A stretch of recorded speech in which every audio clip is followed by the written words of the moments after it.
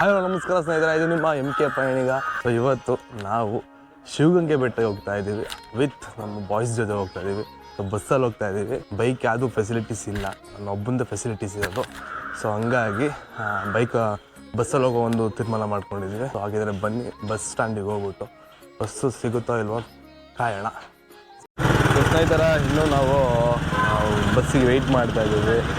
So 6:45 ಇಲ್ಲೇ ಆಯಿತು. ಇನ್ನು ಶಿವಗಂಗೆ ಹೋಗೋಷ್ಟರಲ್ಲಿ ಎಷ್ಟೊತ್ತಾಗುತ್ತೋ ಗೊತ್ತಿಲ್ಲ. ಬಿಸಿಲಲ್ಲೇ ಟ್ರೆಕ್ಕಿಂಗ್ ಮಾಡೋದು ಪಕ್ಕ ಅದಂತ ಕರೆಕ್ಟು.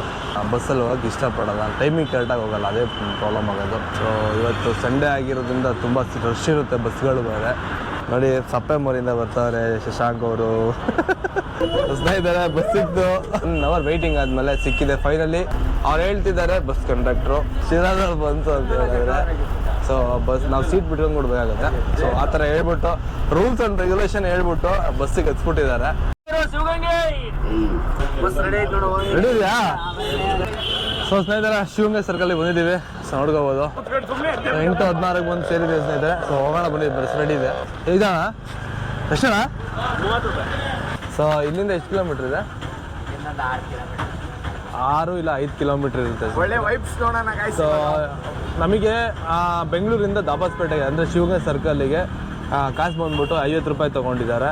ಸೊ ಇಲ್ಲಿಂದ ಶಿವಗಂಗೆ ಸರ್ಕಲ್ಲಿಂದ ಶಿವಗಂಗೆ ಬೆಟ್ಟ ಹತ್ರಕ್ಕೆ 30 ರೂಪಾಯಿ ಅಂತ ಹೇಳ್ತಿದ್ದಾರೆ. ಪರ್ ಪರ್ಸನ್ 30 ರೂಪಾಯಿ ಅಂತಿದ್ದಾರೆ. ಸೊ ಹೋಗೋಣ ಬನ್ನಿ ಆಟೋದಲ್ಲಿ. ಸೂಪರಲ್ಲ, ಆಟೋದಲ್ಲಿ ಈ ಥರ ಹೋಗೇ ಇರಲಿಲ್ಲ, ಹೋಗ್ತಾ ಇದ್ದೀನಿ. ನೋಡ್ಕೋಬೋದು ಸ್ನೇಹಿತರೆ, ಇದೆ ಎಂಟ್ರೆನ್ಸು. ನಡ್ಕೊಂಡು ಹೋಗ್ಬೇಕಾ?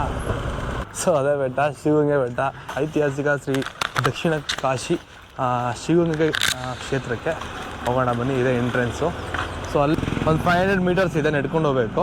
ಸೊ ಸ್ನೇಹಿತರೆ, ಇಲ್ಲೇ ದೇವಸ್ಥಾನ ಎದುರುಗಡೆ ಇರೋ ಒಂದು ಹೋಟ್ಲಿಗೆ ಬಂದುಬಿಟ್ಟು ತಿಂಡಿ ಮಾಡ್ತಾಯಿದ್ದೀವಿ. ಸೊ ತಿಂಡಿ ಮಾಡಾದ್ಮೇಲೆ ಫಸ್ಟ್ ಟೈಮ್ ಟ್ರೆಕ್ಕಿಂಗಿಂದ ಮುಂಚೆ ತಿಂಡಿ ಮಾಡ್ತಾಯಿದ್ದೀನಿ. ಅದಾದಮೇಲೆ ಬೆಟ್ಟ ಹತ್ತೋಣ ಅಂತ ತೀರ್ಮಾನ ಮಾಡ್ಕೊಂಡಿದ್ದೀವಿ. ಟೈಮ್ ಇವಾಗ 9 ಸ್ನೇಹಿತರೆ. ಕಾಲ್ನಡಿಗಲ್ಲೇ ಅಂದರೆ ವಿತೌಟ್ ಸ್ಲಿಪ್ಪರ್ ನಡಿಬೇಕು ಅಂತ ಇದ್ದೀವಿ. ಸೊ ಹೋಗೋಣ ಬನ್ನಿ. ಈಗ ತಾನೇ ಕನ್ಸ್ಟ್ರಕ್ಷನ್ ಆಗ್ತಿದೆ, ಗೋಪುರ ಎಲ್ಲ. ಸೊ ಸ್ನೇಹಿತರೆ, ಇದೆ ಎಂಟ್ರೆನ್ಸು. ಮಧ್ಯಾಹ್ನ ಊಟಕ್ಕೆ ಬರೋಣ. ಮಧ್ಯಾಹ್ನ ಊಟಕ್ಕೆ ಬರೋಣ ಬನ್ನಿ. ಸೊ ಯಾರು ಹೋಟ್ಲಲ್ಲಿ ತಿನ್ನೋಕೆ ಹೋಗಬೇಡಿ ಸ್ನೇಹಿತರೆ. ಆರುಮುಖ ಸುಬ್ರಹ್ಮಣ್ಯ ಸ್ವಾಮಿ ದೇವಾಲಯ, ನಂದಿ ವಿಗ್ರಹ ನೋಡ್ಕೊಂಡು. ಸೊ ಬನ್ನಿ ಸ್ನೇಹಿತರೆ, ಅಲ್ಲೊಂದಿದೆ, ಅದೇನು ಅಂತ ನೋಡೋಣ ಬನ್ನಿ. ಏನಿಲ್ಲ, ಜಸ್ಟ್ ಗುಹೆ ಇದೆ ಅಷ್ಟೇ. ಇಲ್ಲಿ ಕೇವ್ ಬರ್ತೀರಾ? ಒಳಗಡೆ ಹೋಗ್ಬಿಟ್ಟು ಬರೋಣ ಅನ್ಸರಿ. ಕೇವ್ ಅಷ್ಟೇ.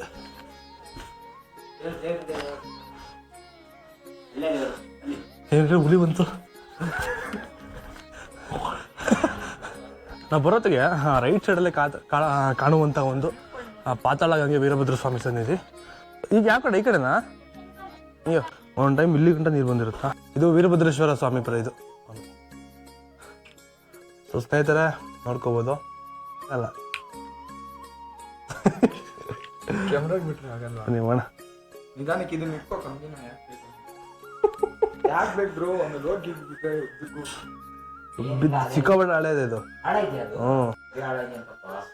ನೋಡಿ ಗೈಸ್, ಬೇಡ ರಿಸ್ಕ್ ಎಲ್ಲ ಬೇಡ. ನೋಡ್ಕೋಬೋದು. ಶಿವ ಹೆಂಗಿದ್ರು ನನಗೆ ಕಾಪಾಡ್ತಾನೆ. ಶಿವಾಯ ನಮಃ. ಓ ನಮಃ ಶಿವಾಯ.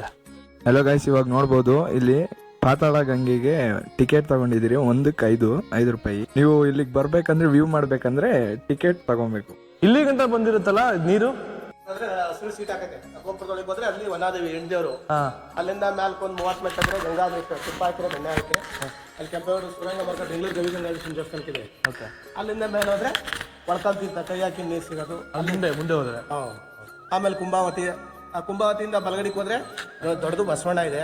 ಅಲ್ಲಿಂದ ಮೇಲೆ ಹೋದ್ರೆ ಇದು 12 ಜ್ಯೋತಿರ್ಲಿಂಗಗಳು, ಶಿವ ಪಾರ್ವತಿ ಇದೆ, ಕೈಲಾಸ. ಅಲ್ಲಿಂದ ಮೇಲೆ ಹೋದ್ರೆ ಕಣವ ತೀರ್ಥ. ಆಮೇಲೆ ಕಣವ ತೀರ್ಥ ಹಿಂಗೆ ನಿಂತ್ಕೊಂಡು ನೋಡಿ ಮೈಸೂರು ಮಹಾರಾಜ ಕಾಲದ ಕಟ್ಟಿರೋ ಗಂಟೆಗಳಿವೆ.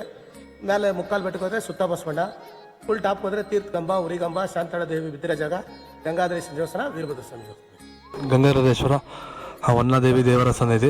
ಈ ಸ್ವಾಮಿ ತಲೆ ಮೇಲೆ ತುಪ್ಪವನ್ನು ಹಾಕಿ ಅಭಿಷೇಕ ಮಾಡಿದ್ರೆ ಬೆಣ್ಣೆ ಆಗುತ್ತೆ. ಇಲ್ಲಿದೆ ಅಂತೆಲ್ಲ ತುಪ್ಪ, ಸ್ವತಃ ನೀವು ಮನೆಯಿಂದ ತುಪ್ಪವನ್ನು ತಗೊಂಡು ಕೊಟ್ಟರು ಬೆಣ್ಣೆ ಆಗುತ್ತೆ. ಇದು ಗಂಗಾಧರೇಶ್ವರ ಅಂದ್ರೆ ಈಶ್ವರ ಗಂಗೆಲೆ ಉದ್ಭವ ಆಗಿರೋದ್ರಿಂದ ಸ್ವಾಮಿಗೆ ಗಂಗಾಧರೇಶ್ವರ ಅಂತನೂ, ಈ ಕ್ಷೇತ್ರಕ್ಕೆ ಶಿವಗಂಗೆ ಅಂತ ಹೆಸರು ಬಂತು ಅಂತ ಹೇಳ್ತಾರೆ. ಇದು ಬಹಳ ಪುರಾತನ ಕಾಲದ ದೇವಸ್ಥಾನ. ಕೃತ, ತ್ರೇತ, ದ್ವಾಪರ, ಕಲಿ ಅಂತ ಹೇಳಿ 4 ಯುಗಗಳಿಂದಲೂ ಸ್ವಾಮಿ ಇಲ್ಲಿ ಉದ್ಭವ ಆಗಿರೋದು. ಈ ಉದ್ಭವ ಆಗಿರೋದ್ರಿಂದ ಸ್ವಾಮಿ ಎಡಭಾಗಕ್ಕೆ ಸ್ವಲ್ಪ ವಾಲಿದೆ, ಪಾಣಿಬಟ್ಲು ಮಾತ್ರ ತೊಡಸಿರೋದು. ನೀವು ಅಲ್ಲಿ ನಿಂತ್ಕೊಂಡು ನೋಡಿದ್ರೆ ಕಾಣುತ್ತೆ, ನಿಮಗೆ ಬಲಭಾಗದಲ್ಲಿ ಕಾಣಿದೆ ವಾಲಿರೋ ತರ ಕಾಣುತ್ತೆ. ಸ್ವಾಮಿ ಎಡಭಾಗಕ್ಕೆ ವಾಲಿದೆ. ಇದು ಗಂಗೆಲೆ ಉದ್ಭವ ಆಗಿರೋದ್ರಿಂದ ಚೈತ್ಯ ಮೂರ್ತಿ ಲಿಂಗು ಅಂದ್ರೆ ಅಷ್ಟು ತಂಪಾಗಿರುತ್ತೆ ಈಶ್ವರ. ಕೆಂಪೇಗೌಡರ ಕರೆದ್ರೆ ಸ್ವಲ್ಪ ಜೀರ್ಣೋದ್ಧಾರ ಆಯ್ತು ಅಂತಾರೆ. ಅಂದ್ರೆ ಕೆಂಪೇಗೌಡರಿಗೆ ಕನಸಾಗತ್ತಂತೆ, ಇಂಥ ಕ್ಷೇತ್ರದಲ್ಲಿ ನಾನು ಉದ್ಭವ ಆಗಿದ್ದೀನಿ, ಇದೇ ಬೆಟ್ಟದಲ್ಲಿ ನಿನಗೆ 7 ಕೊಪ್ಪರಿಗೆ ಹೊನ್ನು ಸಿಗುತ್ತೆ, ಅದು ತಗೊಂಬಂದು ಗುಡಿ ಗೋಪುರಗಳನ್ನೆಲ್ಲ ಜೀರ್ಣೋದ್ಧಾರ ಮಾಡು ಅಂತ ಹೇಳಿದಾಗತ್ತಂತೆ. ಯಥಾ ಪ್ರಕಾರ ಮಾರನೇ ದಿನ ಬೆಳಗ್ಗೆ ಬಂದು ನೋಡ್ಬೇಕಾದ್ರೆ ಇಲ್ಲಿ ಗಿಡ ಅದೆಲ್ಲ ಬೆಳೆದಿತ್ತಂತೆ, ಗಿಡ ಮರ ಅದನ್ನೆಲ್ಲ ತೆಗೆದು ಕ್ಲೀನ್ ಮಾಡಿ ನೋಡುವಾಗ ಸ್ವಾಮಿ ಉದ್ಭವ ಆಗಿರೋ ದರ್ಶನ ಆಗುತ್ತೆ. ಒಂದೇ ಬಂಡೆ ಒಳಗಡೆ ಗುಹಾಂತರ ದೇವಾಲಯ ಇದು. ಆಗ ಅವ್ರಿಗೆ ಯಾವ ರೀತಿ ಕನಸು ಬಿದ್ದಿರುತ್ತೋ ಅದೇ ರೀತಿ ಬೆಟ್ಟಕ್ಕೆ ಹೋಗ್ತಾರಂತೆ. ಆ ಬೆಟ್ಟದಲ್ಲಿ 7 ಕೊಪ್ಪರಿಗೆ ಹೊನ್ನು ಸಿಗುತ್ತೆ. ಅದನ್ನು ತಗೊಂಬಂದು ಈಗ ತಾವು ಹತ್ತಿದಂತ ಮೆಟ್ಲುಗಳು, ಸುತ್ತಮುತ್ತ ಇರತಕ್ಕಂಥ ದೇವಸ್ಥಾನಗಳು, ಅಭಿವೃದ್ಧಿ, ಕಟ್ಟಡಗಳು ಅದೆಲ್ಲ ಅವ್ರ ಕಾಲದಲ್ಲಿ ಜೀರ್ಣೋದ್ಧಾರ ಆಯ್ತು ಅಂತ ಹೇಳ್ತಾರೆ. ಸ್ವಾಮಿ ತಲೆ ಮೇಲೆ ತುಪ್ಪವನ್ನು ಹಾಕಿ ಅಭಿಷೇಕ ಮಾಡಿದ್ರೆ ಬೆಣ್ಣೆ ಆಗುತ್ತೆ. ಇಲ್ಲಿದೆ ಅಂತೆಲ್ಲ ತುಪ್ಪ,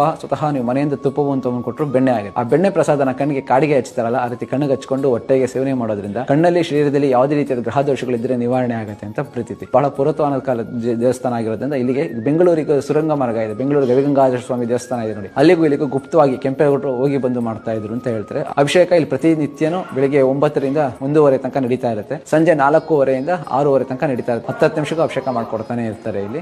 ಈ ಒಂದು ಶಿವಗಂಗೆಗೆ ಬೆಟ್ಟವು ಚೋಳರ ಕಾಲದಲ್ಲಿ ನಿರ್ಮಿಸಿದಂತಹ ಒಂದು ಬೆಟ್ಟನೇ ಅಂತ ಆಗಿರ್ಬೋದು. ಇದು ಕೆಳಮಟ್ಟದಿಂದ 4500 ಅಡಿ ಅಂದರೆ 3.5 ಮೈಲಿ ಅಂದರೆ 4-6 ಕಿಲೋಮೀಟರ್ ದೂರದಲ್ಲಿದೆ. ಈ ಒಂದು ಟ್ರೆಕ್ ಬಂದ್ಬಿಟ್ಟು ಮಾಡ್ರೇಟ್ ಟ್ರೆಕ್ ಆಗಿರುತ್ತೆ. ಅಲ್ಲಲ್ಲಿ ನಿಮಗೆ ನೀರಿನ ವ್ಯವಸ್ಥೆ, ಜ್ಯೂಸಿನ ವ್ಯವಸ್ಥೆ ಮತ್ತು ಎಲ್ಲ ವ್ಯವಸ್ಥೆ ಕೂಡ ಇರುತ್ತೆ. ಸೊ ಸ್ನೇಹಿತರೆ, ಹತ್ತುವಾಗ ಒಂದು ಮಂಟಪದಲ್ಲಿ ನೋಡಿ ಕೂತಂತಹ ಒಂದು ನಂದಿ ಏನಿದೆ, ಎಷ್ಟು ಸುಂದರವಾದ ನೋಟ ನೀಡುತ್ತೆ ಅಂದರೆ ನೋಡಿ, ಎಷ್ಟು ಚೆನ್ನಾಗಿದೆಲ್ಲ. ಇಲ್ಲಿ ಪ್ರತಿಯೊಂದು ಕೂಡ ಸಖತ್ತಾಗಿದೆ. ಪ್ರತಿಯೊಂದಕ್ಕೂ ಕೂಡ ಇತಿಹಾಸ ಇರುವಂಥ ಒಂದು ಶಿವಗಂಗೆ ಬೆಟ್ಟ ಇದು ನೋಡಿ, ಒಳ್ಕಲ್ ತೀರ್ಥ. ಸೊ ಸ್ವಲ್ಪ ಲೇಟ್ ಆಯಿತು, ಸೊ ಹಂಗಾಗಿ ಬರ್ಬೇಕಾದ್ರೆ ಮಾಡೋಣ ಅಂತ ಇದ್ದಾರೆ. ಏನ್ರಿ ಇತಿಹಾಸ ಇಟ್ಟಿದ್ದಾರೆ ಸ್ನೇಹಿತರೆ. ಇಲ್ಲಿ ಕುಂಭಾವತಿ ತೀರ್ಥ. ಸೊ ಸ್ನೇಹಿತರೆ ನೋಡ್ಕೋಬೋದು, ನಾಗದೇವತೆಗಳು ಮತ್ತು ಬಸವಣ್ಣ ಇದ್ದಾರೆ ಇಲ್ಲಿ. ಇಲ್ಲಿಂದ ಲೆಫ್ಟಿಗೆ ಹೋದರೆ ಮೇಲ್ಗಡೆ ಹೋಗೋದು. ಸ್ನೇಹಿತರೆ ಇನ್ನೂ ಅಷ್ಟು ದೂರ ಇದೆ.